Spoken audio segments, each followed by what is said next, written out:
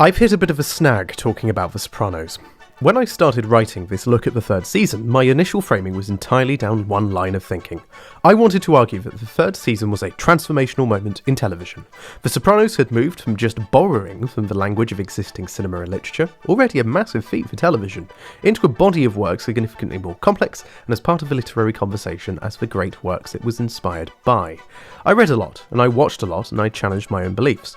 And after thinking about it, and after reading a lot, I do still largely agree with my point. But I need to be able to argue the other side. Did it really influence much of what came after? What impact did it have? And did The Sopranos go far enough? Is it the generational leap in television that we all want it to be, or is it just an isolate? Did it have a trickle-down effect? In this video, I also want to discuss some things I've rarely seen discussed outside of academic writing on The Sopranos. I want to discuss some of the larger concepts and themes, especially the ones that I haven't explored already. I want to touch on some of the characters I missed in the first half. I also want to discuss a technique pioneered by the show that we'll get to in a moment. While this is, in effect, the second part of the video I released a couple of months ago, you can watch this without seeing part 1, and you don't need to have even seen the show, but I'd recommend it. I will be discussing plot points up to and including the third season. I don't talk about the whole thing. This isn't just a list of things that happened. We're talking about themes and ideas, and there's plenty of things that I haven't explored. I'm going to tell you now, I'm not going to really talk about Pine Barrens for people who really care about that. Let's get started with something I think is oft ignored in discussing The Sopranos, and that is the power of the edit. If there was a solid argument for The Sopranos changing television, I would argue this might be it, one of the most crucial tools of the show, and something that deserves far more credit than it's given.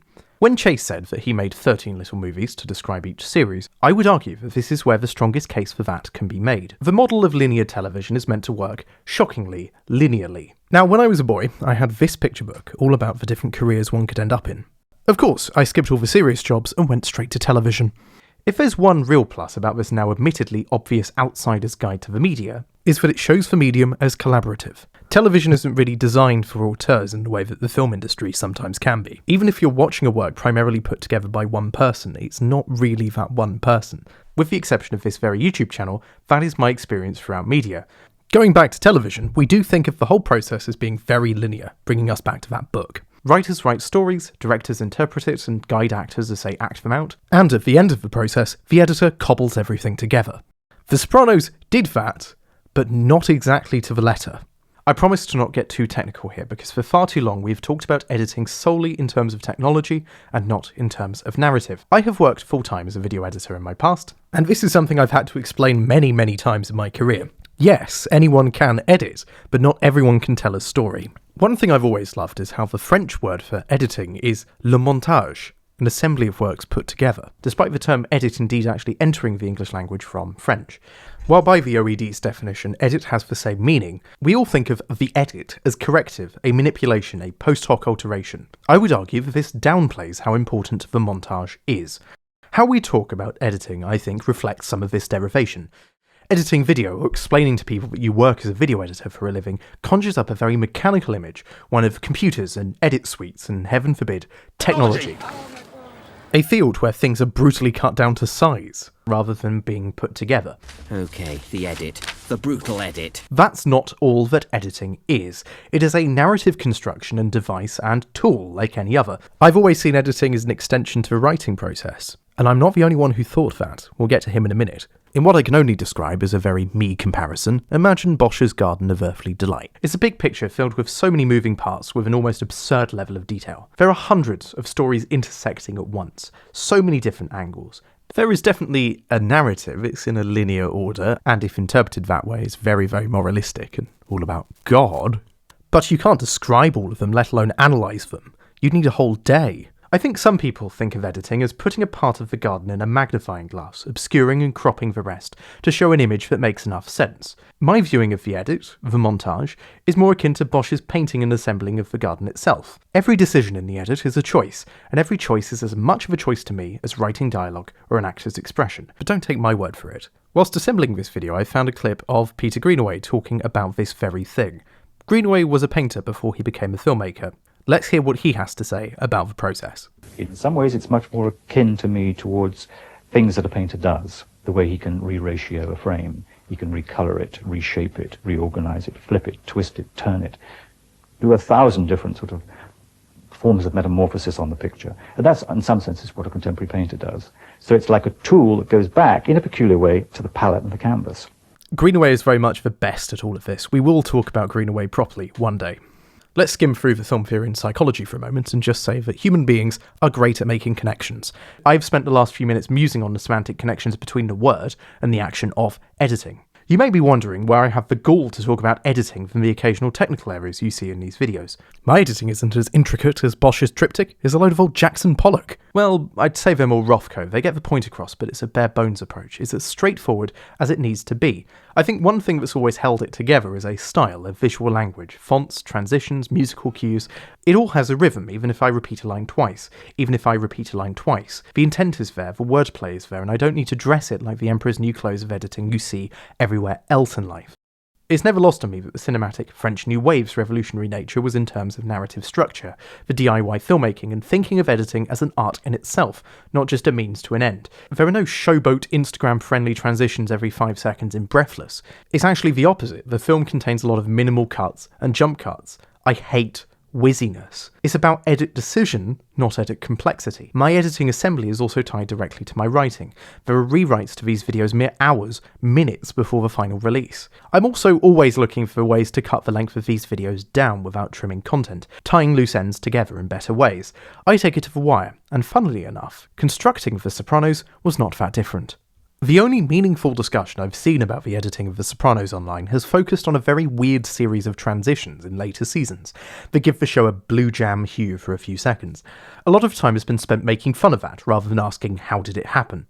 I think a lot of people, myself included, credit a lot of decisions made in the show to ones entirely made in the writer's room or just inside of David Chase's head.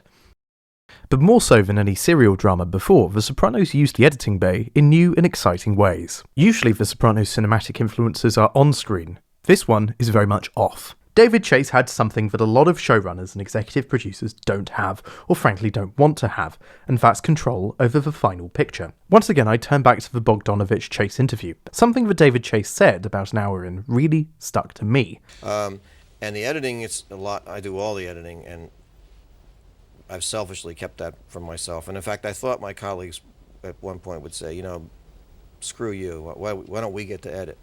We change things around, we change the stories around, and then the music sort of melding with it's all there. And so it's easier if one person's eye. Well, it has to be, and I think that's one of the things that makes the series so personal. Borrowing a Hollywood term, making this more like Chase's vision of the 13 Little Films, most showrunners do not enjoy what's called a final cut privilege, in the way that auteur directors demand.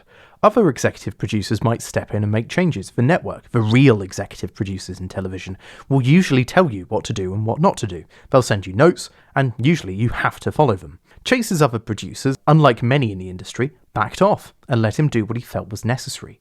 In its own way, this hands-off approach, which arguably started with Tom Fontana on Oz, probably did meaningfully change some of television. The balance traditionally split between the financiers and the creatives was upended in a way similar to film production. This demand in cinema is for very good reasons. Your ideas as a filmmaker can be completely ruined by an editor's alternative narrative choices. Sometimes that editor can make your messy Kurosawa tribute in space watchable. Most of the time, not getting a say as a visionary and leaving that to people bankrolling it can end up with some dreadful decisions being made for you, like sticking a load of hardcore porn in your Roman epic to spice it up for I don't really even know who.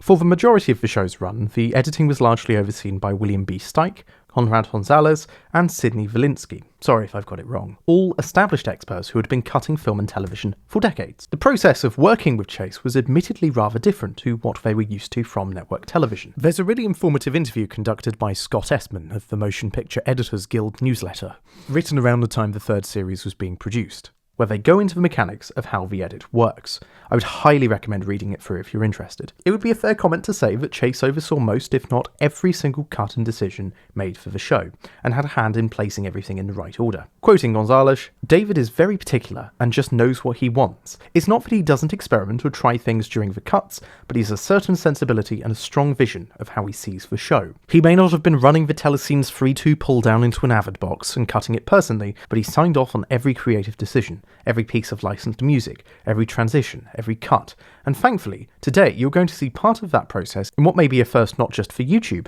but also wider academic discussion. The only YouTube videos I'm aware of focus on the lore side of some of these teleplays and scripts that have been leaked over the years, but they've never focused on the construction of the show itself and how we've ended up with a finished picture. While I'm not always the biggest fan of the auteur position, Chase was always clearly the band leader, and an anal one at that. To quote an article written for Slate by Terence Winter, written around the time of the 4th season, there is nothing in the entire production of this series that escapes David's eye. This is no bad thing, and with such a specific story being woven, it makes total sense. The literal words on a page can take a very different direction if it wasn't for the choices made within editing. Going back to Gonzalez's description, Chase truly used the post-production process as a final rewrite, unlike many TV shows where they're more attached to their words and scenes and moments. Thanks in part to some fans, I was able to access a few shooting scripts and faxes not widely circulated online or in print. I've also read a few additional scripts available in print, such as this 2001 teaching collection published by Channel 4. This also contains an essay written by David Chase that outlines the basics of the process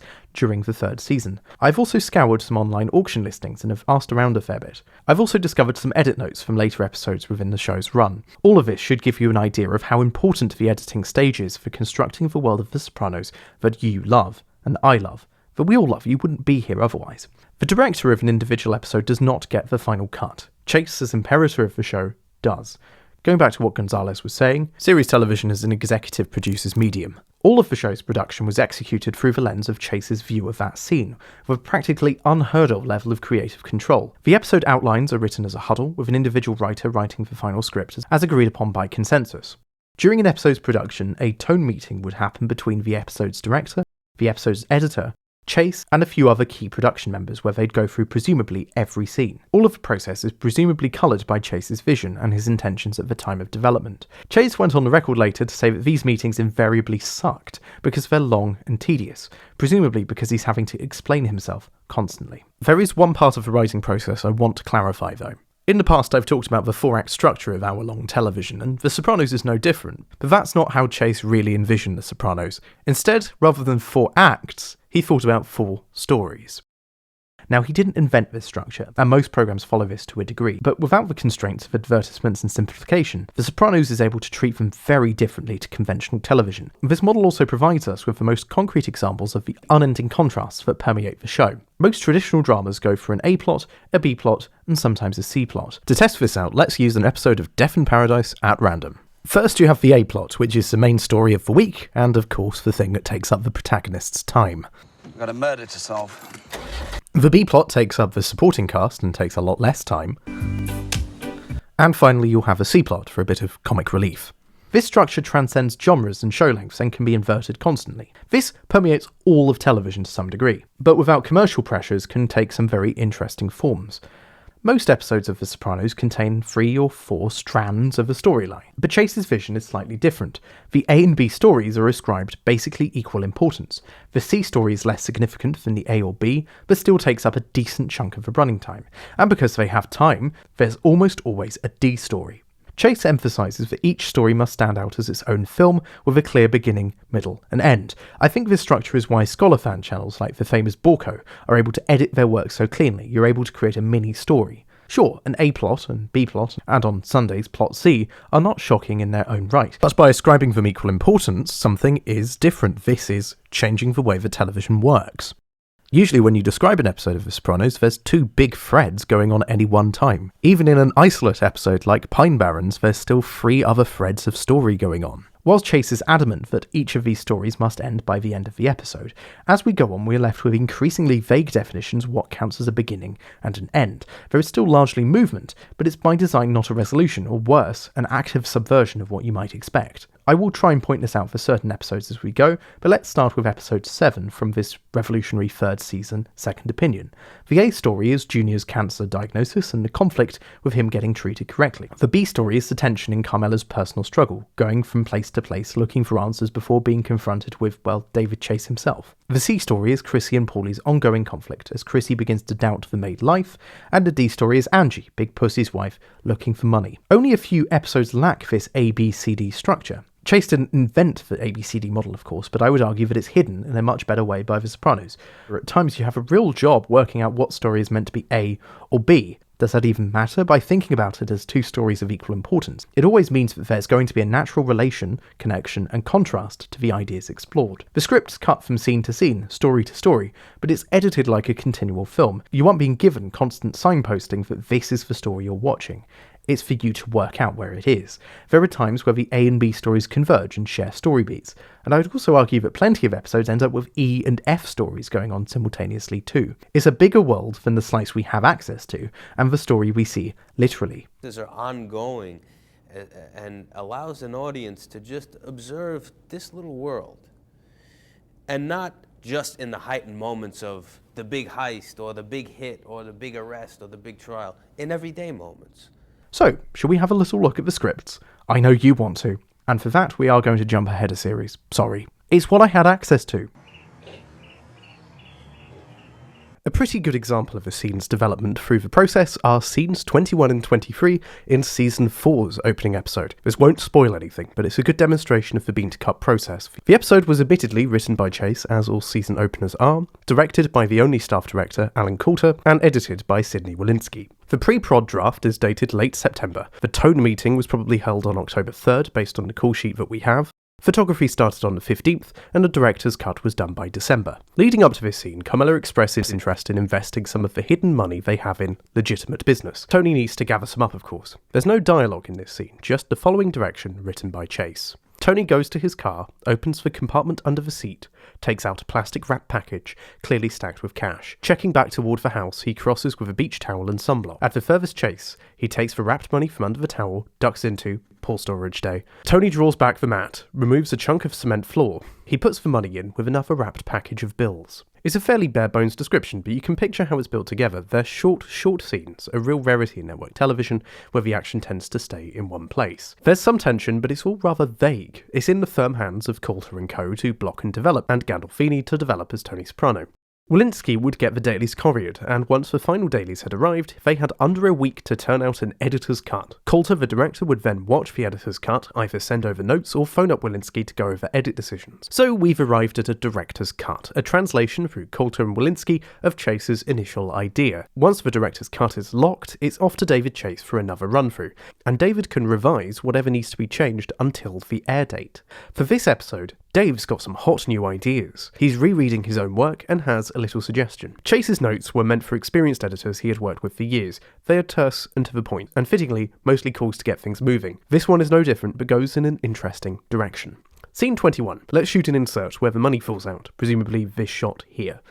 Let's try something different. So, he'll hide the money in the floor. See if you can lose the wetness aspect from it. Let's pretend that the money in the bird feeder is new money. Let's assume he's amassing money and not telling Carmela. Using editing as his tool as opposed to the pen, Chase has developed an entirely ad hoc interpretation of this scene. Presumably more money that we weren't privy to before, and neither is Carmela. This was originally meant to be money that Carmela knew about. This small change in intention completely opens the gate to new possibilities that we as an audience can read into. And frankly, this is a rather boring example. There are quite a few big decisions that change the meaning throughout the note list. A confrontation Chrissy has in this episode is bisected and is now juxtaposed against a very famous conversation in which fan favourite character Bobby Bacala ponders whether Quasimodo predicted all this. Who did what? After the World already Trade an Center. interesting scene on its own with a lot of potential meaning. You know. It's now given additional context though. You're sandwiching it in the middle of two very relevant bits of character development for Chrissy. New meaning is added inside of conversations thanks to editing. Ralphie Cifaretto is somehow invited to dinner with the Sopranos, and after a few glib remarks to a child, he's given an additional round of stern condemnation from Carmela's parents. We come off the line, he's got this big Jew grin. You're not Jewish, are you, Matt? Hef. We wouldn't have seen this if David Chase hadn't Shovelhead. asked for it. Once again, it establishes a theme surrounding Ralphie throughout this entire season. He's a prick. Normal people don't care for his ways, and his words get him in trouble. Also, Chase asked Michael Imperioli if he had any baby pictures to put up in his mum's house. Aww. Editing is as much a self-reflective process as the writing and refinement of a draft. It's an assembly, a collage of everything. I've seen fragments of other notes by Chase that are as descriptive and offer a new perspective on what could have otherwise been a done deal. But it's an incomplete picture. There are so many decisions and discrepancies between script to picture that I'd love to see the notes for, and if anyone has any more to share, I would love to see them. What appears bare bones on paper can be fleshed out and given so much more meaning in the edit. Sometimes music choices appear in the script, but often not. The music was sourced by Chase and the episode's director, allowing for some fascinating inclusions that would otherwise feel out of place. As Chase strongly clarified, there is no score, just soundtrack. Music that exists within the world of the show itself. Yes, the early seasons are very much in the kitschy, Goodfellas, Scorsese, sometimes Dreamlanders Americana mould. Despite that, every season has less predictable music choices. Trip-hop, 70s rock standards, a drum and bass remix of the theme tune itself by the Welsh creators of acid house country Alabama Free, Italian hip-hop, and in the case of the episode University, repeated use of a song by the Kinks, and not Village Green Preservation era Kinks, but like new wave Kinks. This sequence will get mangled by YouTube, there's no avoiding this. Anyway, let's take a moment to go back to the script for this scene. This Kink song repeatedly appears in the University episode.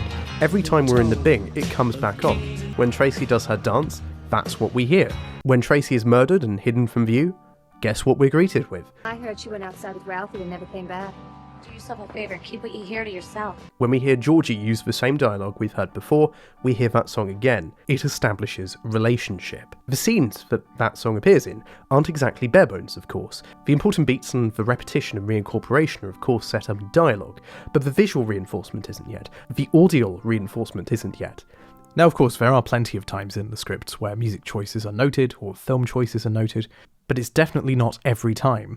Going back to what the editors were saying in the interview, they used the post-production process as that final rewrite. They weren't attached to what was exactly in the script. It's not like every shot is predetermined and blocked out in these drafts. In episode 2 of the third season, the episode in which Livia dies, I'm reminded of the colouring and camera work that goes into the scene in the funeral home. It feels like we've gone back in time, a time where Livia grew up, and we've ended up in The Godfather. Scene 40 of S307 contains little, if any, description of the funeral home. It was shaped outside of the script, developed in these tone meetings presumably, and then finally assembled in the edit. Reading the scripts, one thing that I really love about the Melfi and Tony scenes is just how much freedom is given to the performers. There's such a high degree of trust for what Gandolfini and Draco do, and rarely in the process it feels like Chase gives them quite a lot of freedom to explore that and develop it. I've read lots of scripts that spell out every detail in the writer's room and explain too much whilst leaving massive holes where characters are meant to go. I've written a fair few of them. Reading through what I've seen leaves a lot to interpretation, but it's more that your time isn't wasted explaining things in scenes that you should already know whilst working on the show. Chase's tone meetings make it clear what the intentions are. It's been made abundantly clear by now for everyone involved. Something fascinating to me is how many smash cuts are laid out and even intentional from the early drafts in the writer's room. Possibly the most impactful cut in the entire series is in University, where Silvio's manhandling and abuse of Tracy cuts immediately to the family dinner, all laughing, all smiling. It's a direct relationship. A deliberate hard cut establishes a relationship. When Chrissy is made, the dingy room of tradition and conservative values, in the small C way obviously, gives way to the same crowd enjoying a male-gaze lesbian sex show that I can't show you. The script of University, and presumably episodes like Employee of the Month or Second Opinion, make it clear that the clashes between the scenes for cutting from horrible brutality to pleasantries is a deliberate choice and decision. As a few people concluded upon watching the first part, it is all a choice, and this granular understanding is worth exploring. It is not over-analysis when the parts and construction are so evident in the text. Something the editing occasionally does is reinforce connections the hard way, by showing something that happened before. Flashbacks, in the conventional sense, do happen with the pomp and circumstance you would expect. Tony's vision of his 60s childhood has a nostalgic, breezy colour palette, but with each recollection like a tape being played over and over again, the colour is lost and the cynicism cuts deeper. The reimagining and the reworking begins. However, plenty of unorthodox flashbacks happen too. Characters are presented multiple times in this series with visions outside of linear order, made entirely possible by the editing. Artie Bucco is depicted as thinking about words said to him by Tony's dead mother just before a hard cut that brings him back into the present world in front of him. There's no harp, there's no dream filter, it is an event presented as an intrusive thought. Tony sees two visions of this series. In episode 8, when he talks to Meadow after their falling out, he sees the dead Tracy for a split second. When he sees a fish toy that sings, he sees the dream that caused him to kill Big Pussy. Both of these moments are wrapped deep in guilt and trauma and yet provoke opposite, contrasting responses. Tony acts to quell his season-long dispute with Meadow. He is relieved at the opportunity to right this wrong. Conversely, Tony acts to clobber the original buyer of the toy, sex trafficker Georgie. He is delighted to have the opportunity to enact revenge on seemingly an innocent target. Well, we know he's not actually innocent, of course. Artie is shown, surprisingly, as simultaneously both as active and defensive as Tony. When presented with the vision, he then proceeds to tell Tony that he'll reveal their secret, that Tony burned down the original Vesuvio. He doesn't manage it, of course, as Janice's humanist ceremony of screams gets in the way of proceedings. By portraying these events in the same way, editing once again allows us to derive meaning and build links. This is what human beings are especially good at, making connections. Why portray these events in similar ways? This goes back to the points I started to make about creative decisions in the first part. If something is there, we must ask why. Building narrative parallels between otherwise unrelated characters, cutting back from brutal violence to explicit male gaze nudity to family dinners. These decisions exist to reinforce or develop a new context or relationship for what you are literally seeing. I can't think of another program that really borrows this element of film editing and puts it into the television context. At some point in the editor's interview, the three editing musketeers are asked if they think The Sopranos would work on television. Because of course, it's not TV, it's HBO. Their answer surprised me. They thought it would probably work elsewhere and on traditional television, just cutting down the profanity and nudity. Instead, I preferred Chase's answer from the 2001 essay. It wasn't the nudity, profanity or violence that bothered the networks. It was the details, the complexity and the different pacing. And the editors are entirely responsible for that. Writing and editing a television program like a film, borrowing more advanced cinematic techniques and ideas from film editing, and expecting more from your audience at the time was different. And frankly, even if the choices were weird or obsequious, I'd rather live in a world where it was. For it was never being boring, and we were never being bored. I want to close this editing discussion with something that I feel will link this thematically with what's to come. Another quote from the 01 essay. I hope it's similar to the foreign films I loved as a young adult for their ideas, their mystery and their ambiguity, for not having the ending spelled out and telling the audience what to think or feel. The Sopranos is rare in television. If there's one thing The Sopranos insists on, it's that you carve out your own meaning. It doesn't just invite you to derive meaning, it insists that you do. There are of course many different ways to read what you see, but what are the questions it's asking? When we cut from harrowing brutality to sexy strippers, what is this edit saying? To get through these events. When you hear Plastic Bocelli plastically crooning at Carmela's gaudy opulence fest, what is Chase saying about their plastic flat-pack life? When you see the director in 8½, choked to death in his dreams, and then see him struggle to develop his ideas in real life, what connection could you possibly draw from it? And it's all rather strange, isn't it? The literal way many people, including academics, discuss The Sopranos is sometimes at odds with the show's presentation. So much of the show revolves around dreams, symbolism, mysticism, escapism, Catholicism, schisms, and many other isms. The show is arguably a non-linear series of events at times, even if that was never the stated intention of the show. All of this seems at odds with the way that people talk about it. It's always seen as a very real, grounded program. I just have to disagree. The third season really starts to play with this surrealism in new ways that have you, as a viewer, truly challenged by what you're seeing. We'll talk about some of the techniques, some of the influences on Chase and the team, and some links I've made to other works. There's also a little bit in here on dreams, or maybe more fittingly, nightmares. Well before the third season, which is why I feel it really let loose with being weird and being openly weird. There were always odd bits and strange links. They're integral to the show as a whole. In the pilot, Tony's inciting panic attacks are spurred by the loss of birds that appear in his swimming pool. Chase wrote this before trying to divine an interpretation for Tony. Much in the same way that Tony makes the seemingly inevitable connection between the loss of the birds and the aging of his family, Chase came to that conclusion later, too. He explains this to Bogdanovich. One of the great things about doing the show is doing the therapy scenes, in that you can say something, or you have an idea that happened 3 episodes ago, and then Melfi will ask him, what do you think that meant? So then you, the writer, are forced to think, what did that mean? Because it was only an idea. So the whole thing about the ducks meant his family leaving him, I didn't realize that when I got the idea about the ducks. I only realized it when she was saying, what do you think those ducks mean? Once it was there, it was a chance to, I mean, who knows why these things happen? I thought, Yeah, he's obsessed with these ducks. It's a loose and tenuous connection in both our world and theirs, is a metaphorical one, and yet it makes instinctive sense. It's a possibility, but it's a subjective possibility. It could be that his family's leaving him, but we don't know which family he means. It could be the power structure within the mob's shifting, it could mean the family life at home. He could be crying for more than one reason. There's a strong chance that this isn't the truth, even if it could be a very convincing one. We've decided early on just to trust this, all of our writers do that, trust our subconscious, and then try to make sense out of it later, rather than design an architecture of symbols. Yes. That would make it precious. Yeah. Well, it works. And I would agree with them here. The show is not precious about the few symbols that it does throw at you. It's not like a mystery deliberately unfolding. These are events as they happen, and it's up to us to interpret what they could mean. I wouldn't say that approach is wrong, it's just not what The Sopranos is setting out to do.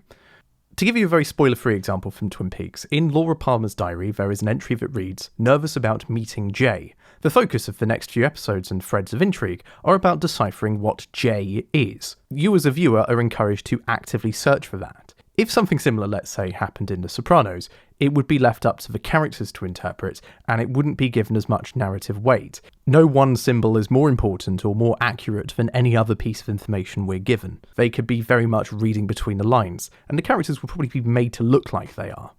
I think about Christopher's dream in the second season after he's shot. Christopher is shot by two idiots. What's up? Hey, what's up, man? Don't stop!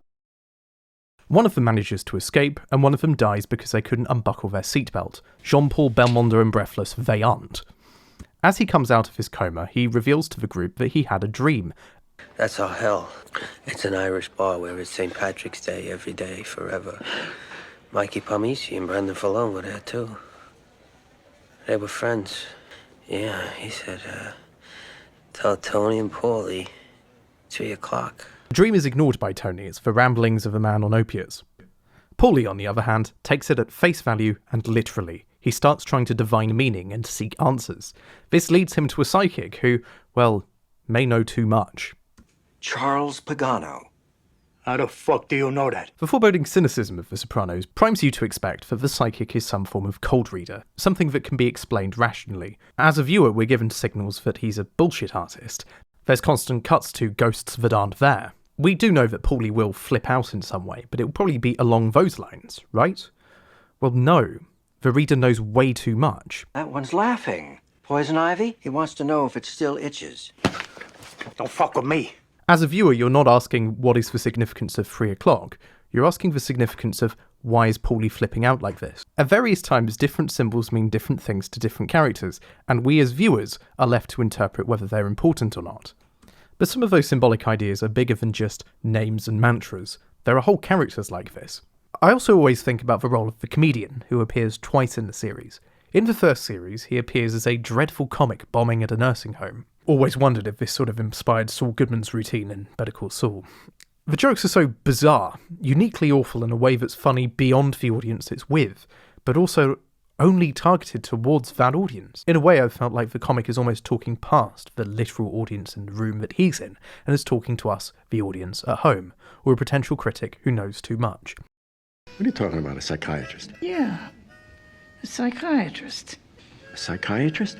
Yes, Junior, for Christ's sake. What are you talking about, a psychiatrist? Yeah, a psychiatrist. It isn't lost on me that while Junior and Livia are having a conversation entirely reliant on memory and recollection, one of his jokes is a musing on a film about memory and recollection, hashed through the lens of a tired Polish joke. Last week they showed the Polish version of Rashomon. Everybody remembers the rape exactly the same. Simultaneously low and highbrow, and as the comedian tells this joke, Livia and Junior are plotting, entirely predicated on poor information. A psychiatrist? A psychiatrist. A psychiatrist? You're a broken record. God only knows what he says. A psychiatrist? One has to ask why this is there. The comedian only appears one more time, in The Bing, during the second series. His appearance is a lot more brief, and rather weird. Most notably, he makes a single joke about Richie Aprile, Tony's new rival, who's just been released from prison, and it doesn't go well. Enough. This does get him booted, but it does speak to his rather transient nature. Nothing ever happens to him, in a very transient way. He name-checks Paulie and Richie. Also, if you've ever done stand-up comedy, you know that feeling. That face says it all. Help me. I love the comedian. There's something just so weird about it. It's like he's from another planet, let alone another time. He is one of my favourite bit characters in the entire show, second only to, well, we'll get to him. Tony's women also have a distinctly surreal edge. Tony has a fiery romance with Gloria Trillo, a difficult Italian woman who reminds him just a little bit too much of Livia. Well, not all the time, obviously. She even copies Livia's catchphrase. Poor you. After a violent episode, Tony says that she's been there all his life. I didn't just meet you. I've known you my whole fucking life. Is it that he's actually talking past Gloria? Is he talking to perhaps himself? Or is he talking to us, the viewer? When you hear Chase mention that Livia is slightly based on his mother, one could easily read some of Tony's behaviour here and his attempts to recollect what's going on as a musing on this idea. The idea that his issues and relationships with women are always there. They've always been there. It's been with him his whole life. Right. This reincorporation is a kind of reminder that we are watching a television programme. It kind of takes us out of the moment in that way. Poor you. So does the comedian. Of course, the characters in the room all think that he's dreadful, but we're kind of engaging with it in a very different way. The jokes make no sense for the audience he's trying to court, but the audience he's trying to court doesn't actually exist, because presumably, it's us. Now, that's not just all there is about Gloria. Gloria doesn't just exist to be interpreted as a live-in Livia Freudian nightmare for our hero Tony Soprano to overcome. She's genuinely one of the most interesting characters in the entire series. This is complex for most works, but especially television, which neatly takes us to the deep surrealism of The Sopranos and its slight interest in something less literal than what we're seeing on screen. And a lot of this is inspired by what came before in a very oblique and open way, something that is very different for television. The Sopranos managed to marry complex concepts from both modernist literature and art house cinema, and package it into a format that most people would want to watch. The Sopranos was able to engage with surrealist ideas, commonly found in more difficult and inaccessible art, in a mainstream way. This is why it's worth discussing. Tying this to our central themes, I think that The Sopranos' foray into surrealism and dreaming are simultaneously a great argument for The Sopranos changing and also not changing television at all. Simultaneously, its vulnerability, both in terms of form and content, did influence what came next. Unfortunately, it feels like the next generation of screenwriters couldn't really be asked to push it any further. Think about what Chase was influenced by, and think about what we have now, the things influenced by Chase's Sopranos. Yeah, it's not great, is it? The Sopranos could have been this amazing gateway into making more surreal television, and instead we live in a world of Peaky Blinders. But let's not get too depressed. Let's talk about some of the things that inspired The Sopranos. And before we do that, we must talk about intertextuality. What a lovely word. Something The Sopranos excels at as a programme is its ability to reference, critique and build upon other works, while simultaneously presenting this from the perspective of the characters. You end up with many layers of potential understanding, and much more than just a throwaway gag or a reference. I touched on Fellini very, very briefly earlier, and I'd like to go back to it. In an interview for an otherwise pretty pointless series companion in 2001, Chase elaborates on his experience seeing 8.5 for the first time. Now, I want you to think about this in terms of how it could relate to, say, Tony's viewing of something like Public Enemy. I didn't totally understand it, but I liked it. I saw my family in there. I saw those faces looking into the lens. I saw those gestures. I saw those operatic men and women, and I thought, I'm home. This is where we came from. Chase relates 8.5 specifically to his Italian roots, the Italian in Italian-American. We'll come back to the identity thing another time, but I want to instead relate this back to the show's relationship with other texts, and not just The Godfather. Let's relate this to Tony's viewing of Public Enemy, the Cagney crime classic. His viewing runs parallel to the events of the episode. He is seemingly spurred to watch it and implicitly re-watch it several times, much in the same way that he replays memories. Tony uses Public Enemy and its connection to his childhood appreciation for the film as a means to contrast his own life, by both his confrontation with Noah and the death of his mother. The ending of Public Enemy famously features a dead Cagney sent in the post to the family home as his mother waits for his arrival, which elicits one of the truest emotions from Tony in the entire run of the series. Is this the birds and the desert? Tony saw his family in Cagney's life of crime, as opposed to family in the ethnic sense. Instead, when Tony is watching Cagney, or when any of the others watch The Godfather, there is an intertextual implication that, like Chase, they see the faces looking into the lens. They see where they came from. But where they came from wasn't a boat on Ellis Island. It was the silver screen. Tony watches Godfather 2 all the time. He says the camera work looks just as good as in the movie theater. The modern New Jersey crime family is one built from popular perception of what they should be in living up to their own hype, more so than maintaining any real tradition and order.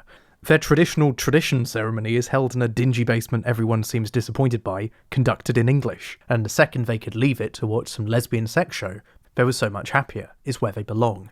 That's the grandiose idea that they want to communicate to the world. We'll get to this, but it's a plastic and flimsy facade which bonds their self-worth with the media they consume. Chase also points out that, unlike a lot of the works that they like, the world is contemporary to the one it's being written in. This makes a massive difference. This isn't a period drama. This is life now. Godfather was made in the 70s, it was about the 40s, 50s. And then I thought, oh, God. And these are the ones I was hoping, in some level, to be in that neighborhood. I thought, but this is about right now. And then that came as a shock to me. That was just a desire to, again, just talk about America, I guess, how much influence we are by movies and by media. Yes. That life has become more and more artificial or something. And that. Well, you succeeded. Why isn't Tony ever watching 8.5 like Chase did? Well, the relationship is different. Literally, Tony's fog in making decisions would not as easily visually map onto any Fellini film. He also wouldn't sit through the subtitles. You can see a world where he pretends to, but no, it just wouldn't work. Public Enemy makes so much more sense here. Cagney's death in the film provides Tony with a mirror to the face of the ghost he could one day become. He is haunted by the earlier split-second apparition of Big Pussy, already a very surreal moment within the show. And Livia's just died. This is a man thinking and ruminating about death constantly. You a film buff? To make more of this consumption argument, the Sopranos are constantly watching television. To quote a later title of an episode, they are watching too much television. They are a product of the very media and perception that the show was also a product of. The Sopranos universe hinges on works that the Sopranos itself is compared to constantly, that exist within our world and consequently its walls. And it's a very introspective look at other texts. It's not a split-second reference, or putting the name of a film in dialogue to shorthand character development. No, it's deeper than that. Indeed, the surface-level appreciation of art is an often used tool to cynically show up the characters. What's that painting mean to you?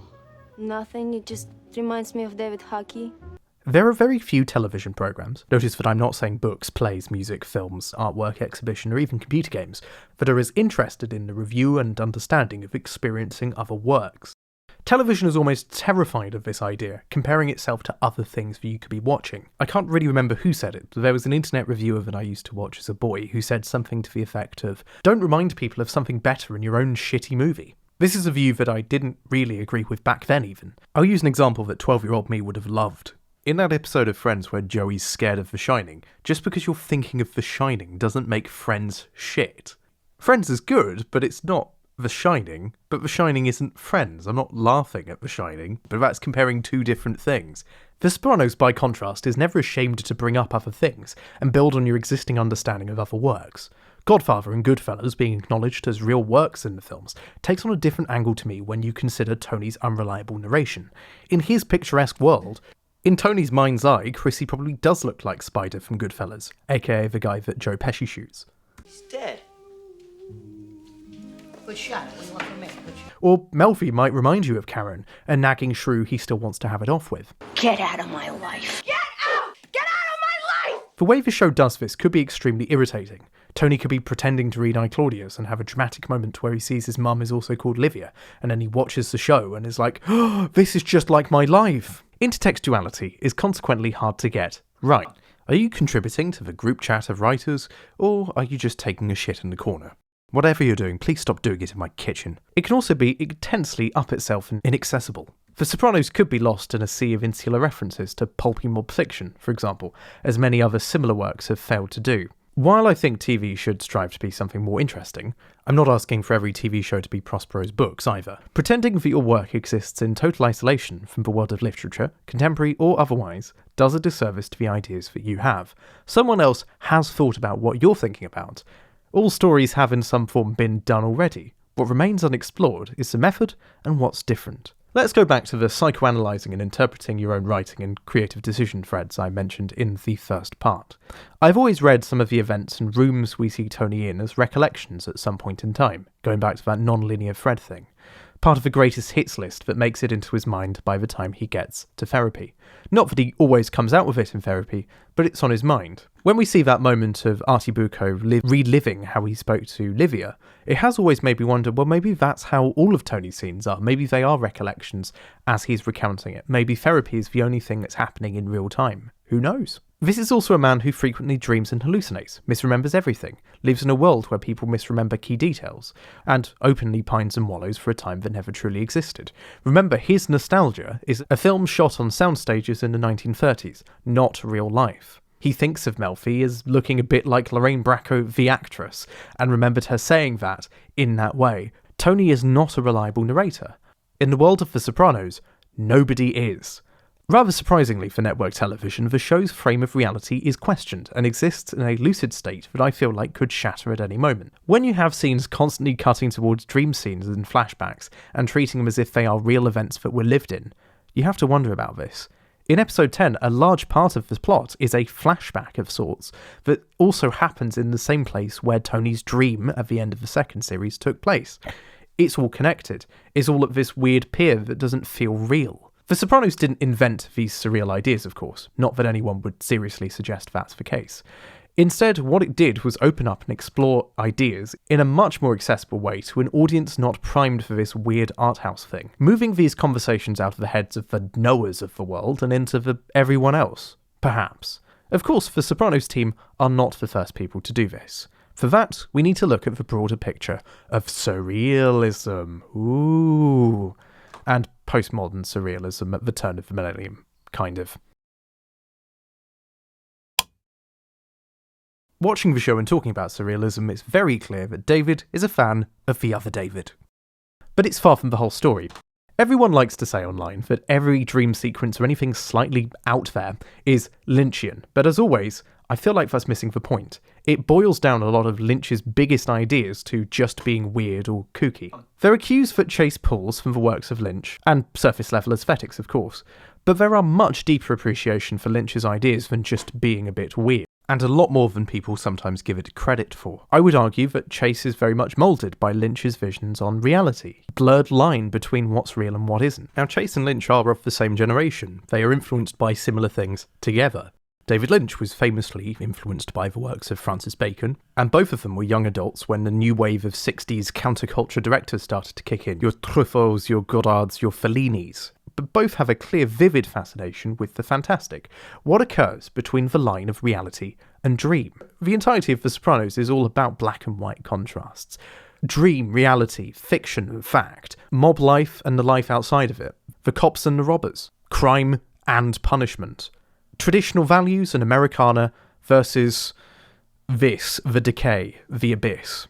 All of these are themes present within both David's works. Both Davids are fantastic examples of trying to adapt ideas and bringing them out from the cold, bringing them into the mainstream conversation. I would say part of this is the emotional readiness and availability that Lynch's work and The Sopranos share. Chase may be more cynical than David Lynch ever was, and it really hurts to say was, but both of them are introspective, both of them are intellectually curious.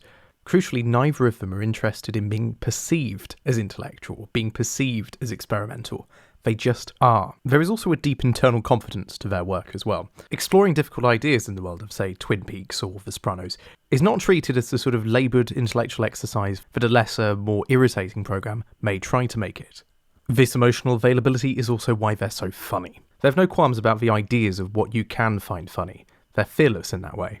Sometimes you see something so ridiculous, even if it is upsetting, that it is just funny. There's something funny about it.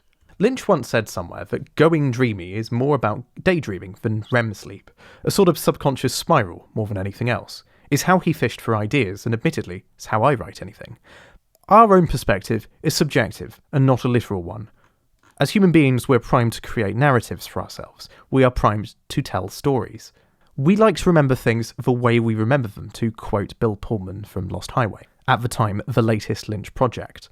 Of course, there are plenty of things in The Sopranos that you could describe as cinematically Lynchian, but when you just describe surreal things as Lynchian, you're kind of doing a disservice to both the ideas and David Lynch's work.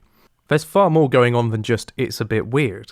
Usually it's stuff that works on a primal emotional level rather than one that's really easy to describe or is very literal. The world's blurring between life and reality, life and death. There's far more going on than it's just dreaming. Tony's hunch that Big Pussy was in fact an informant was entirely predicated on a dream he had. The reason that Tony has in his head is also shown to be false. It is not the actual reason why Big Pussy started to rat out on them. You passed me over for promotion, Tom. You know. And then you're gonna go do your time for selling and then you get out and start a new life. Tony experiences the same level of traumatic moral injury from something that didn't happen compared to actual events that did happen. His mental anxiety and unease manifests as physical illness, which will come back later on. There are plenty of allusions and ideas that I think that David Chase borrowed from some of Lynch's work. The way that Carmine Lupatazzi, the head of the New York crime family, is introduced really reminded me of Lost Highway. He just feels like he knows too much, though it's not quite as in your face as something like The Mystery Man is. So, you feeling okay? I meant your spells. How do you know about that? The fuck over there in New York? Everybody knows. Is the psychiatrist helping? That's fucking crazy, man. But of course, the show is not just a Lynchian lovin'. There are plenty of other directors that influenced the show, how it looks and feels, but also the themes that are on display. Here's just a few of them. Chase cited Wong Kar-wai, the director of Chungking Express and many other films. Fassbinder's Berlin Alexanderplatz and its similar grand narrative must have had an influence on The Sopranos. Antonioni, best known for Blow Up. And Louis Buñuel's Dali period, which helped guide the dream sequences. If it wasn't for something like Un Chien Andalou, we wouldn't have a lot of the surrealist dreaming we're used to in The Sopranos. But of course, we're ignoring the really big visual influence on The Sopranos, and that is the work of Federico Fellini. We have talked about 8.5 a little bit here, but let's go into more detail. I've been having a lot of trouble putting this second part together, and thinking about where to take it. So what a lovely experience watching 8.5 was. It's a film about creative frustration, confusion, writer's block, and having a harem. It didn't really give me any answers, but it did give me some things to reflect on. I feel like Chase's experiences as a writer matched some of the experiences the main character of 8.5 has. The lack of being truly understood while simultaneously not really being sure where to go. Having to meet things on a strict deadline but having no idea where to take them. Visually or thematically, the way that dreams are interwoven with the real world and yet are given the same narrative weighting as events that actually happen definitely had an impact on The Sopranos. The ideas of organised religion failing to really grasp the ideas of the modern man, well, yeah, of course there's an element of that in The Sopranos. Though of course there's a difference between Guido from 8.5 and Tony Soprano, where Guido actively tries to get help from a cardinal. Tony has completely given up on that.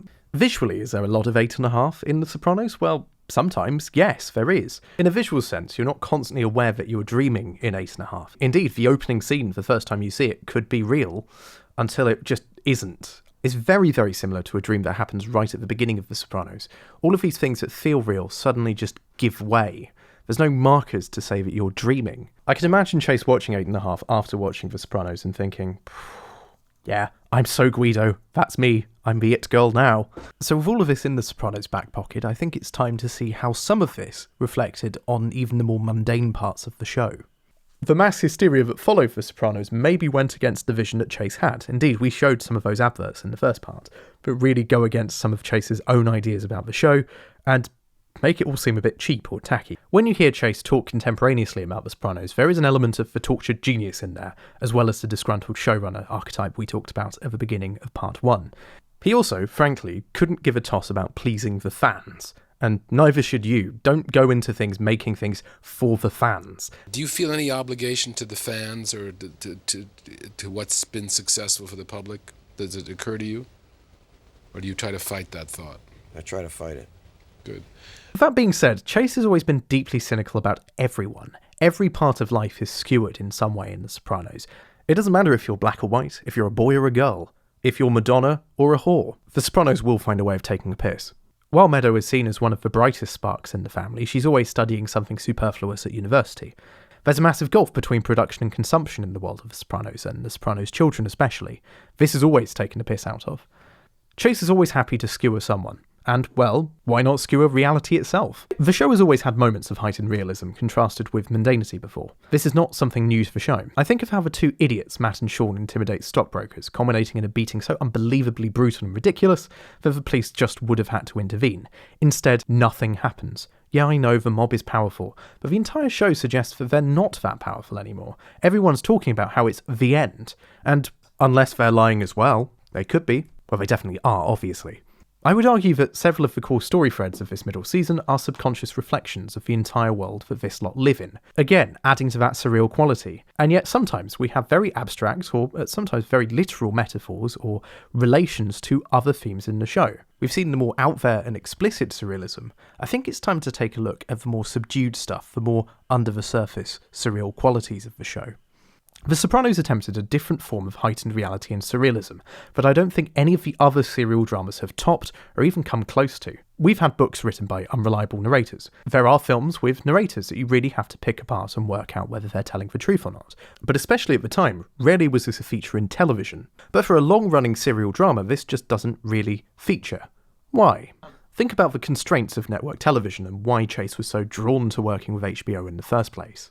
A 4-act A-B structure and characters you can trust go hand in hand with predictable, easy-to-make, profitable television. Characters ultimately lead fairly ephemeral lives with a 4-act plot that must give way to advertisements. You can't afford to go too deep if you risk losing people. The audience is fiscally different to watching a film. You buy a ticket to see a film, you've been sold already. Your capacity as a pair of eyes doesn't matter past that point, the sale has been made. Television needs you to keep watching, conventionally. There's always another round of advertisements. But of course, we're not on television. We're on HBO, the home box office. Every year, David Chase has 13 little films to show us.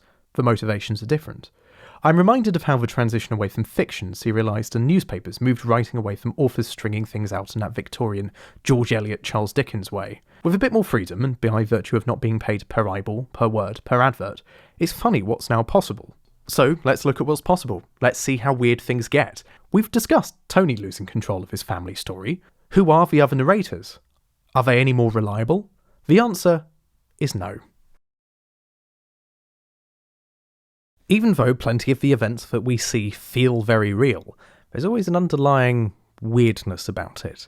Maybe weird is a better word than surreal. The land that The Sopranos exists in is one of contrived coincidence, hauntings and sightings, and unreliable narrators. We talked before about how perspective has changed within the show, how we're no longer seeing the world from Tony's eyes, or from his comfortable fantasy that things are going okay, or from his wallowing fantasy that everything's gone to shit and how bad it is for him personally. The Sopranos is filled with things that didn't happen, things that happened but aren't interpreted as they were seen, unfinished business left wide open to be analysed by the people, trapped within its circumstances, and almost always, a lack of understanding. It also has characters seemingly prescient of events that they shouldn't be. It does this all in a surprisingly delicate way, one that doesn't need to constantly club you over the head with how brilliant this all is. In Hollywood, too. Don something. Producer of Simpsons. A hallmark of the characters in The Sopranos is a chronic inability to remember anything correctly, or say anything correctly. Think about Bret Easton Ellis and Less Than Zero and American Psycho, where no character can really string a sentence together correctly and get the same details. It's all telephone. Nobody can remember names in American Psycho, no one can remember events in Less Than Zero. It's all kind of the same deal here. In this series, we start seeing the world through more eyes. In the past, we've had a look at different parts of the mafiosi, we've seen Chrissy's struggle, and a little bit of Big Pussies. The second series showed us more of the life on the periphery, and the lives affected by their work. The third season has shown us so much more of that, especially places where angels fear to tread. In the episode University, we're given the direct perspective of Tracy. We see her journey through the Sopranos' underworld, and how it inevitably ends up. Carmela is given a lot more time as a narrator as the third season progresses. We're given an insight into how Jackie Jr. progresses through the life in a way that we haven't been given before. All of these voices that existed before are now given a lot more narrative weight, they're given a lot more narrative importance. And by doing this, we get to see some of the characters we know already in a completely different light. I've said before that a lot of the scenes in The Sopranos feel like condensed moments that we're given access to. And now we're given access from another angle. For example, we only really see Dr. Melfi through the lens of Tony Soprano, through the eyes of Tony Soprano. Obviously, with an episode like Employee of the Month, where we see what happens to her, we are getting a new perspective that we hadn't seen before. But also this continues, especially as Gloria is introduced. We see therapy sessions without Tony. He's no longer the focus, as we discussed before. There's a world around him, and we're getting to hear what that world has to say, or how that world is influenced by his decisions and actions. Even within couples therapy, there's no two shots. They're all here individually. And through this different light, I would argue Chase is often asking you, as a viewer, are you okay with this? I feel like a lot of this is a reaction to people liking the characters too much. It also reminds you constantly that there are no real objective truths in this world. Everything is subjective, everything is bendable, everything is flexible, to a point. To a lot of the characters, there is no observable moral good or bad. A lot of it is just business. Especially after the death of Tracy, this is a question that gets repeatedly asked over and over and over and over again. But she was a whore, Tony. I bring this up because it ties into a further absurdity, of course. Their nostalgic nightmare, their delusional fantasy of better days, is another daydream, treated as being on the same playing field as Tony remembering fish in a dream. In his house, it's 1954. 1990s, 1954. And a lot of their nostalgia comes back to this feeling of morality, a time where things were better, where people were better behaved, and people could be trusted. Could they really? We'll get to that in a moment. But let's talk more about those perspectives we're privy to now. Let's have a think about some of the narrators we get to see in this series. We see Gloria's therapy sessions, we see Carmela's therapy sessions, we see Carmela essentially having her own sit-down with a university administrator, we see Melfi dealing with the consequences of Tony's attempts to try and pay her off, and living after the traumatic rape. We see Chrissy dealing with being a made man and everything that goes with it. We see Jackie Jr.'s attempts to rise up the pyramid and fail miserably. And we see Janice trying to lead a life that can only be described as totally shameless. And of course, all of these interact in some way, spoken or unspoken, with Tony. They just don't need to be spelled out constantly. Few of these events are given real sympathy, other than really Melfi and, to an extent, Janice's situation. Take Carmela's struggle with accepting blood money and accepting being part of the life. It's not given that much sympathy, it's more Brecht's mother courage than, say, a morality play. You're watching her experience as she tries to worm out of it, absolve herself of guilt. Again, going back to that Chase essay from 2001, it's not telling you how to think or feel, it's letting you work that out for yourself. It trusts that you can make up your own mind. Indeed, tying to another theme prevalent throughout the series, she does find salvation in something that she trusts and knows well, Catholicism. The only problem for her is she's eventually led to salvation by a black priest, which contravenes her previous thoughts about Meadow dating a black man. It's not okay for Meadow to find comfort in a black person, but it's okay for her? Again, it doesn't have to be explicitly expressed all the time, but you're constantly questioning the fragility and moral framework that these people claim to live by. It does also question some of the assumptions you have about people. For example, when Carmela and Meadow visit the art gallery in episode 12, Amour Fou, Carmela has a very strong reaction to one of the paintings, something that does kind of blindside you. She's marrying a baby? Good luck. We all do. Shockingly, Carmela is portrayed as being quite shallow, so seeing her have a very visceral, emotive response to art is quite surprising. Of course, then the show does skewer this. Carmela is then seen having emotive responses to dog food adverts and stupid things. What is wrong with me? Her guilt and feelings of complicity, she feels, have manifested into a physical illness. She thinks that she has ovarian cancer. It later turns out that she doesn't, but this feeling of guilt metastasizing into something real, it's not the first time this is explored within the show, but it is a new thing for Carmela. All of these narrators and speakers are not to be trusted. The show equips us with the framework to deal with them instead. We know what their motivations are to an extent. We know how we feel about them on a personal level, but that doesn't mean we side with them. We're interested to see what they get up to. We're not told to hate them, but we're not told to love them either. Going back to what Chase said, it's for you to think about for yourself. You aren't to be told what's going on, you need to work it out yourself. But of course, the characters are capable of working out meaning for themselves too. And, well, for this, we are going to go back to Tony Soprano for a bit. Because, most importantly, we must talk about GABAGOOL. Capicola is a type of cold cut, usually made from pork neck or shoulder. You probably know it best as GABAGOOL, because it's the meme, isn't it? Everyone knows the meme. Even people who haven't ever seen The Sopranos are familiar with that meme. Is it depressing that one of the real ways that the television equivalent of Ulysees is connected with people is one word? Yes, it is. This series gives us an insight into how Tony develops certain feelings about his life and issues around his mother and sexuality and everything. And it's all linked to food. Cold cuts, or more specifically meat, act as a trigger for Tony Soprano. At least, that's the theory we're presented with. This is all explored in the third episode of the series, Fortunate Son. It is the B story of the episode, the A story being Chrissy's ascension into maid life.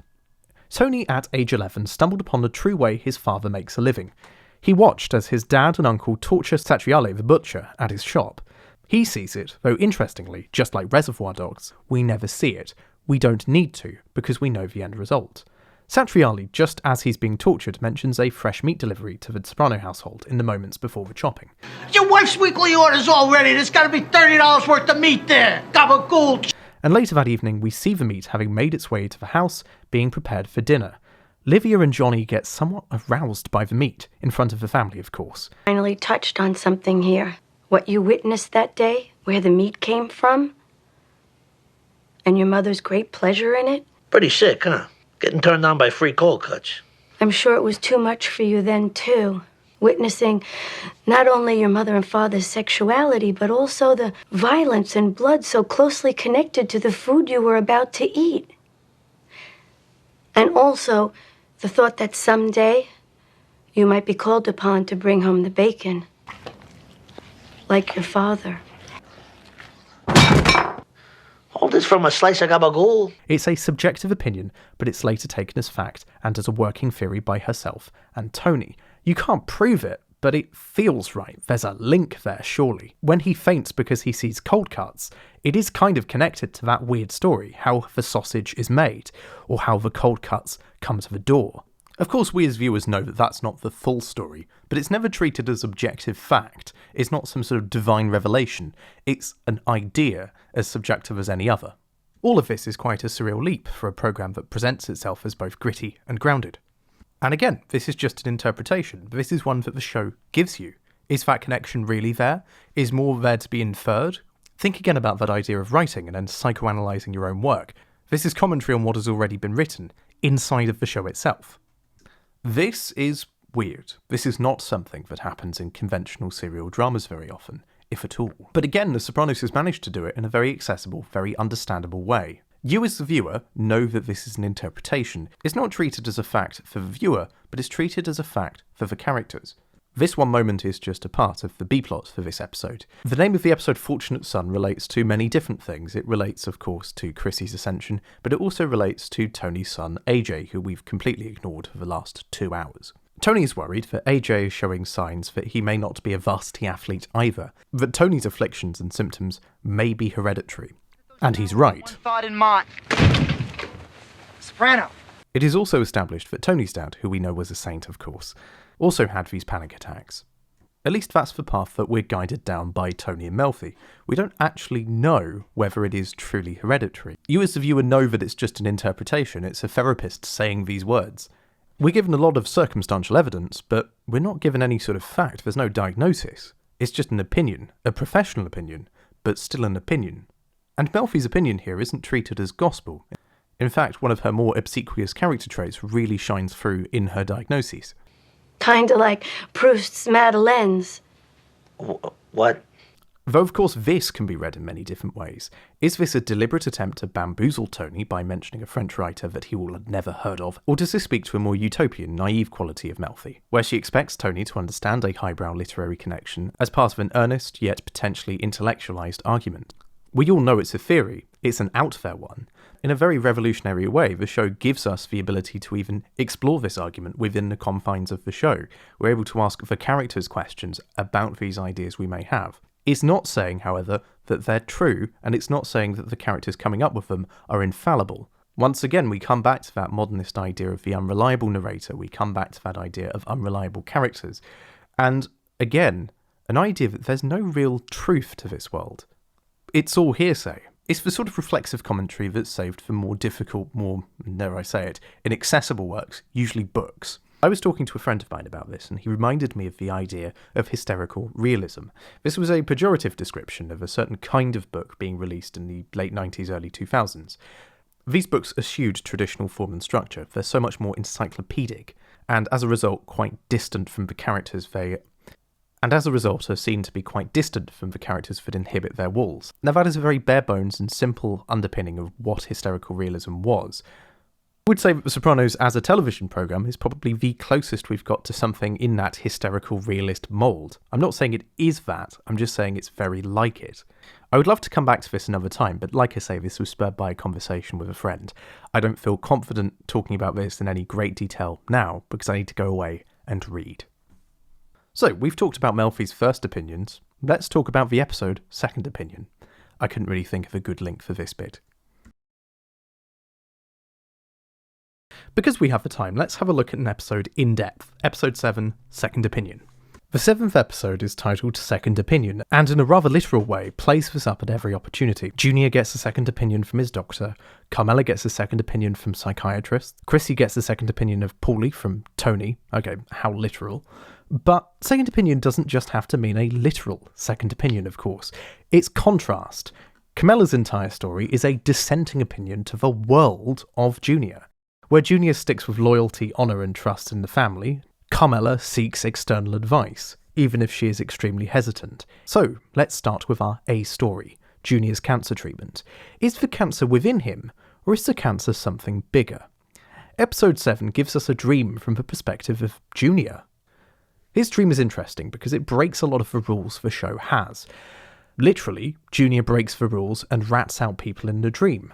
Visually, it breaks far more. We see this fake newspaper proclaiming his marriage to Angie Dickinson. One of my favourite qualities of The Sopranos is its recognition that you're not a goldfish. You are a continual viewer.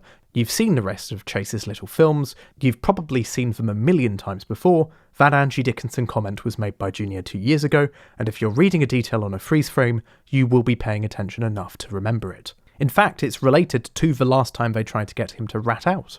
I want to fuck Angie Dickinson. See who gets lucky first. It's all connected. It's wheels within wheels. There is a deep moral rot in the world of The Sopranos. I don't need to tell you this. But there's also this feeling that something is dying. The institutions are dying. Medicare is bust by 2000. The world, in a way, is dying. Institutions were kind of rotting away and falling around us. The triumph of the individual over the community. The century of the self, as one person may have described it. The community hallmarks and markers that plenty of the Sopranos associates, and especially the older members, used to identify themselves had given way. The world they knew was crumbling. And, wouldn't you know it, Junior also has cancer. There are multiple cancers at play, slowly eating the body away from within. The treatment is painful. Rats infest the mafia ship, a cancer of its own. The tumour of organised society that is organised crime itself has cancer. Rats infest the mafia ship. The mob swallows and juices every target it can. Think about Davey from the last series and how that metastasised. Sopranos sing, but who is singing to the FBI?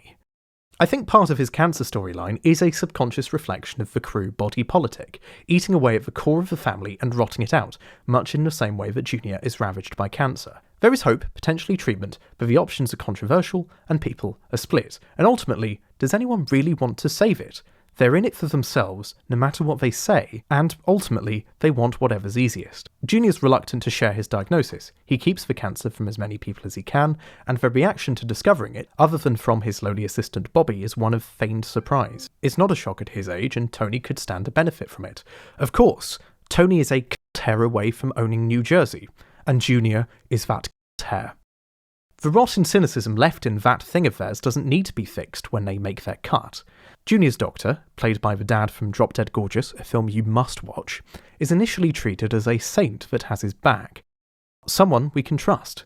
The doctor is called Dr. Kennedy, and because of his name, being Kennedy, Junior trusts him. It reminds him of a better time, a simpler time, and in his mind you can't go wrong with a Kennedy, other than the mob-busting Robert, obviously. This selective hearing and selective memory, again, is part of that collective nostalgia the crew has for the good old days. The good old days where they could actually get arrested and go to prison, rather than enter the program. The way they talk about the program is almost like an addict trying to avoid recovery. Admittedly, they are reliant on addicts and their vices for so much of their income. The shoe fits.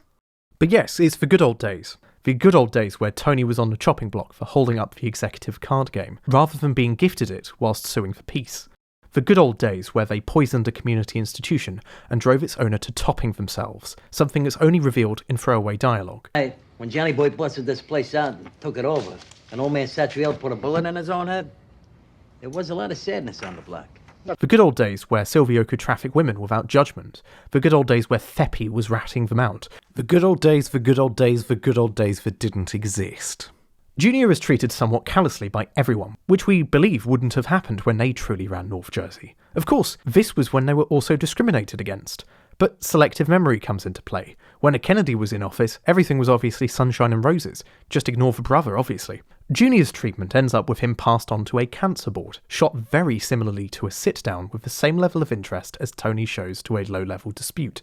Once again, we are invited to contrast and compare all of these power structures with a degree of cynicism. And while this is never as simple as Chase saying, the hospital system, oh, it's just like the mob, is not telling you they're the same, it's presenting them in a similar way and giving you the tools to work out what is similar, what is different, and ultimately thinking honestly about what side everyone sits on, how power structures and hierarchies work. And to tie this all together, whether this rot or feeling of everything falling apart exists elsewhere. Is it communicated elsewhere?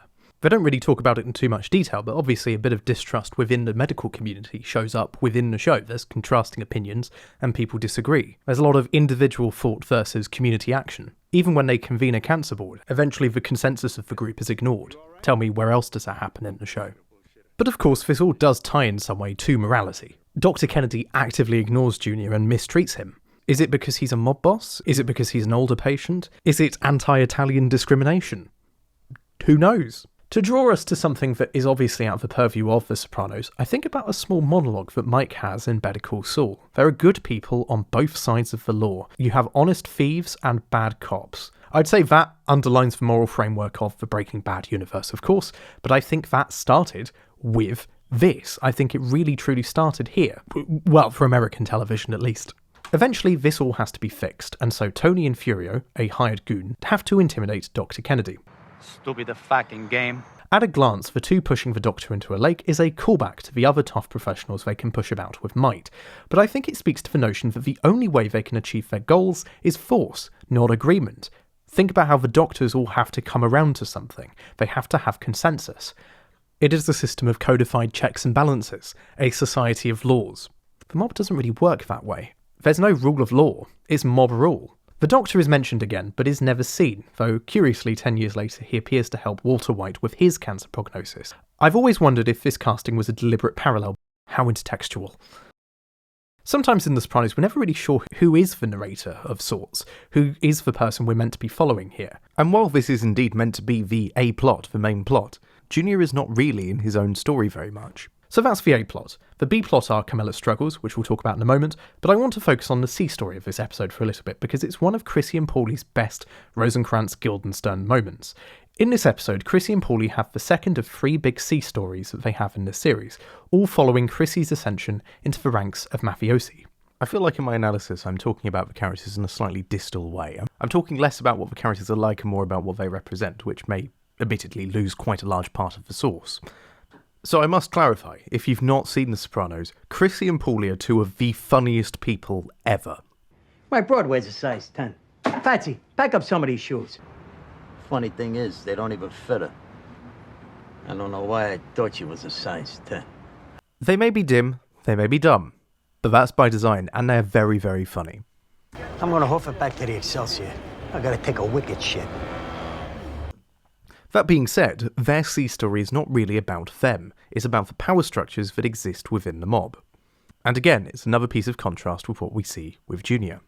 To sum up the plot very, very briefly, Chrissy and Paulie have had a conflict that has run for quite a few episodes at this point. Chrissy has recently been made, has entered the life, but is not really feeling the benefits, instead he's feeling the pinch. He's given a little bit of authority, but not really very much. Chrissy is feeling burnt by the whole thing. Paulie, being the caring friend that he is to many, doesn't really give a toss, he just wants more money. Consequently, Chrissy feels betrayed. He feels morally wronged by what's happened. This culminates in a raid on Chrissy's flat by Paulie and his gang. They steal some of his girlfriend's underwear. It is not taken well. Chrissy raises these complaints with his line manager to the boss directly, which doesn't really go very well. Chrissy's boss and Chrissy's boss's boss then have a conversation that really makes it clear that nothing is sacred. As of the wedding day, anything that touches a pussy is off limits. It's quite incredible that this comment is as disgusting as it is, given that it takes place outside the strip club that last week hosted a murdered sex worker. Word gets back to Chrissy from his line manager Paulie that, well, you can't talk to the boss directly about me. I'm not going to stand for it. But then they laugh it off, life goes on, and, well, things are fixed. For now. In a weird way, their existing friendship seems to be able to transcend this organisational problem. Something that doesn't really happen very much in the world of The Sopranos. Does it speak to the strength of their friendship, or the volatility of Paulie? I'll leave that one to you. Something that made me pause was the arbitrary nature of the rules for the made men. New York reopened the books, but they also laid it down. Probationary period. I said everything. It is very funny that Paulie seems to relish in making these men strip. Take your clothes off. New York has jumped, and New Jersey asks how high. Now, suddenly, they have to put new made guys on probation. Who knows if any of this is true? Could be something that someone said to Paulie, to Patsy. It could be bollocks. Who knows? It could be a power play that Paulie is having. Is it just that Paulie wants to taunt Chrissy or put him in his place? I guess you could call that a dick. Is it a real order giving the supposed rats in Newark something to freak out about? This is a world so deeply lacking in trust that there is no one correct way of seeing it. Seemingly every part of the main life is called into question. Think about how it's portrayed in the films that they'd watch, going back to the intertextuality conversation. Think about how in Goodfellas the idea of being made is presented almost like a cheat code to the world. It needs KFA or Motherload that allows you to do anything. It's like a license to steal. It's a license to do anything. In the world of The Sopranos, the fragile power structure, a decentralised and flexible structure reliant on the worst instincts of human nature, should be meaningfully questioned by everyone. It is a system based on contravention, contrivance, and consequent condemnation. The rules aren't really Hammurabi so much as someone recollecting a scroll they saw 2 villages over. Boss, rules are rules, otherwise what? Fucking anarchy. Ralphie says this as much in episode 8, which largely focuses on Tony and Ralphie's attempts to not make nice. And in fact, Ralphie's biggest questioning of moral authority is not taking a drink, which I'm sure is probably in the Mafia Code of Conduct somewhere. But that happens later. Let's still focus on episode 7 here. In the first series, when questioned by the Orthodox titleman about where the Romans have gone, Tony responds that you're looking at them. And no truer is this than in their seemingly changing loyalty to the worthiest imperator. Tony, like Claudius, knew this. As for balance between perfect peace and chaos, he preemptively strikes to avoid total war. He's a man who understands psychology as a concept. He is a highly competent manipulator, but above all else, there is a deep lack of value, a blank space where situational morality resolves and self-preservation lies. The problem, of course, is that they're all like it, every one of them.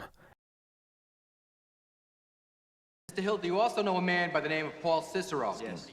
Our wives, mothers, kids, everybody rode along. As he finishes naming every person in the life, Ray Liotta as Henry Hill's final monologue in Goodfellas is, as it's all over, reminds you that every man, woman and child is an accomplice to the life. They all know, they get their cut and move on. How could that possibly eat at one's soul? But heaven forfend they admit it. No, they have to judge. They always talk as if there is some moral authority, nay justification to the lifestyle they lead, but the virtue of their very existence contradicts this. They may have a patron saint, but their patron saint isn't looking on them. Their vices are sins, and their violence unsanctioned by the god they profess allegiance to. They tell jokes at funerals. They outwardly cling to a self-defeating worldview of honour and reclaiming the glory days, whilst inwardly knowing that they are only as pious and as valuable as the next paycheck. The honest truth is that money talks more than rules. And this is the nightmare they live in. They all know this, but they're not confronting it, are they? Except one person, and that is Carmela, which brings us to the best scene in the entire series.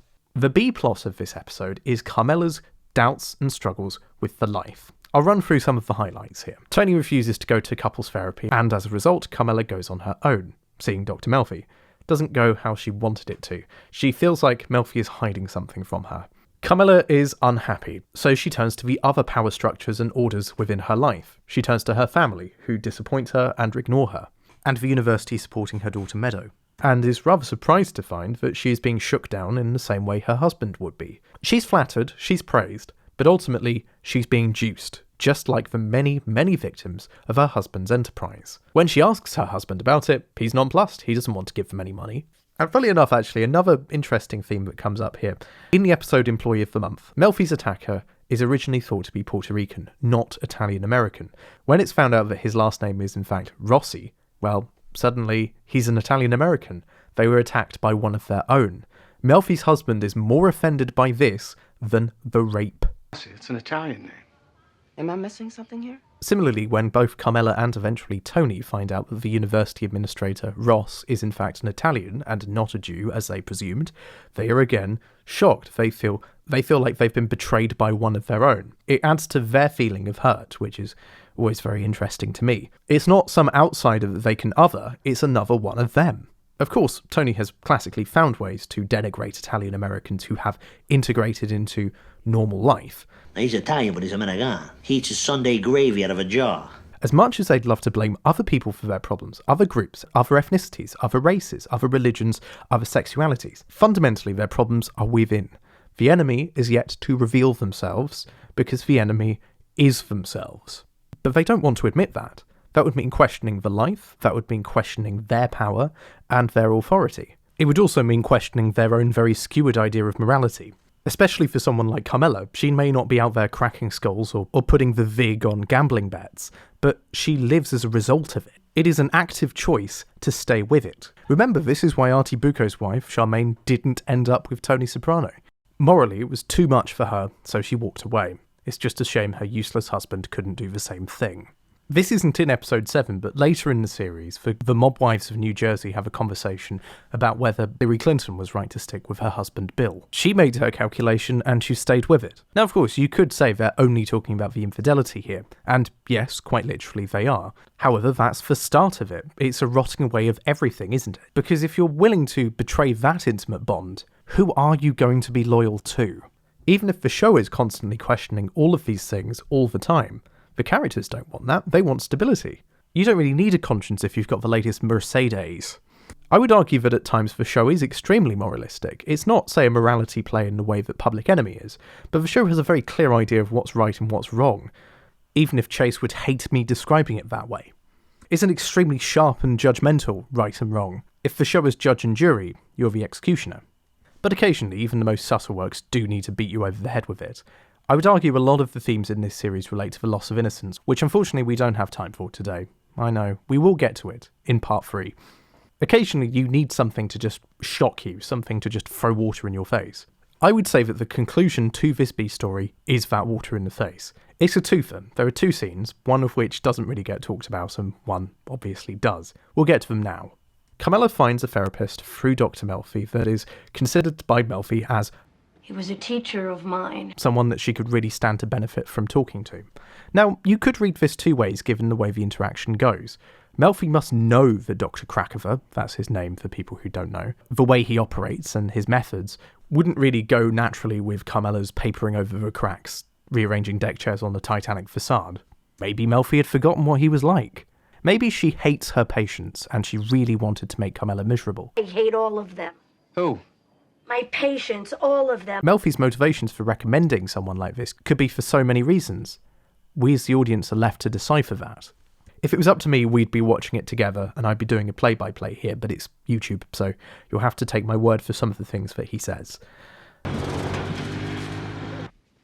Everybody's marriage has problems. We start in medias res. We don't know how the therapy session really started. We're just brought in the middle. And visually, we already know that this is going to be a stark contrast to the sugar-coated, pill-popping Melfi approach. It's much, much dingier than Melfi's office, which is obviously bright and massive and this sort of Asherian room that's too big to actually exist. Dr. Krakover's room is so much smaller, so much realer, so much greyer, so much grittier. This is what an actual psychiatrist's office is more likely to look like. It's a much less dynamic room. It's much more hemmed in. There's lots of clutter everywhere. I would argue this space to breathe in Melfi's office is almost a visual representation of how much room Tony has to reimagine, to reinvent, or develop a narrative.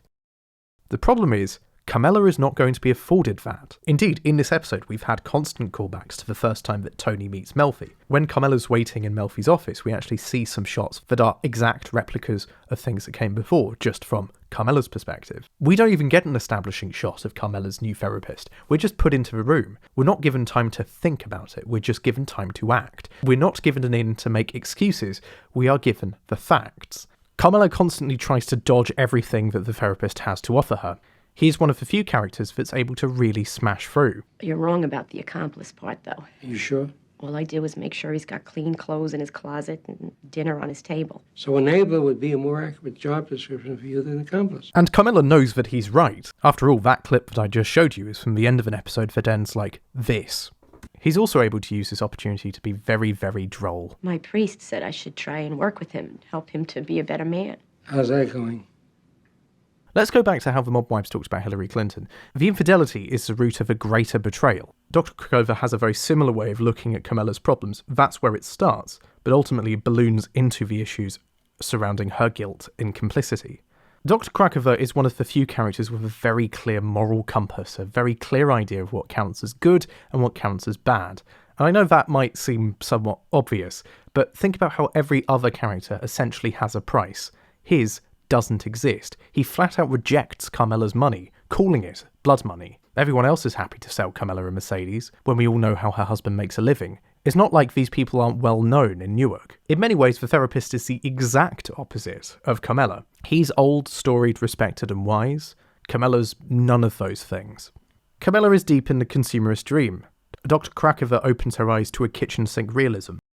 Eyes she's blinded on purpose for years, even though it's eating away at her soul. Carmela attempts to be loyal to her beliefs, her religion, her family. She is not intellectually consistent enough to keep it going. Conversely, Dr. Krakova respects Carmela as a patient and is willing to give her the same advice you know he would give other people.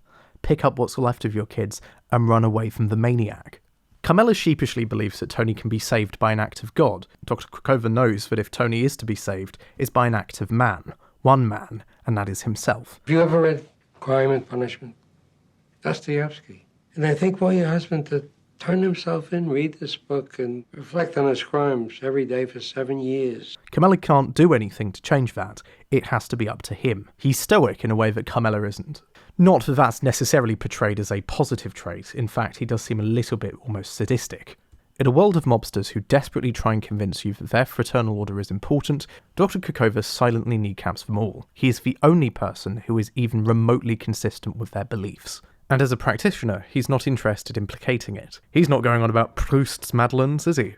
It's a pointedly moral moment within the show, which naturally makes me think, well, is this taking a piss as well? Dr. Krakova was played by Solly Boyer, a well-known stage actor who sadly passed away shortly after the episode's airing. He did a truly phenomenal job, and it is genuinely one of the best performances in the entire show. I could imagine a more contemptible Krakova, one that's more absolute in his moral judgment of Carmela, one without hope.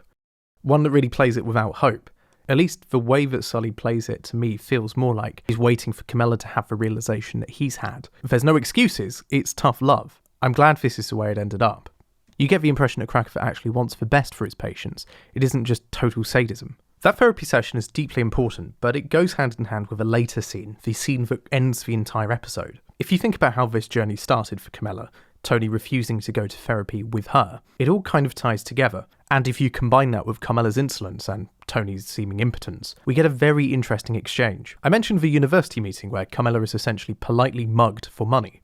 Tony sees it that way at least. Eventually though, Tony caves. Carmela gets what she wants. 50 G's. Yes.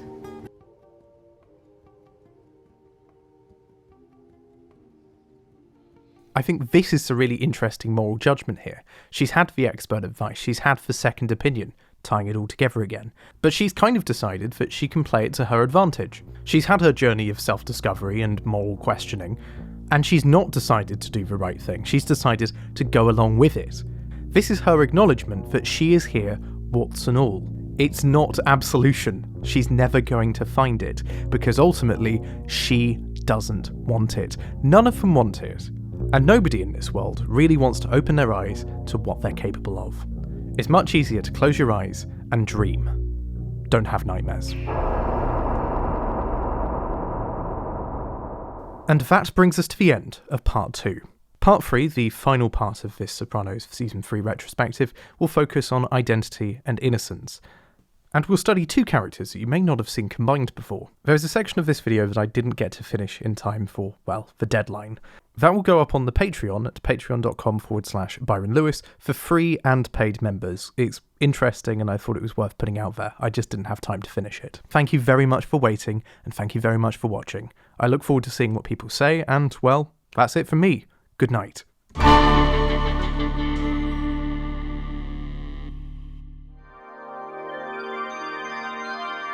psychiatrist. Yeah. A psychiatrist. A psychiatrist? You're a broken record. A psychiatrist? A psychiatrist? Psychiatrist?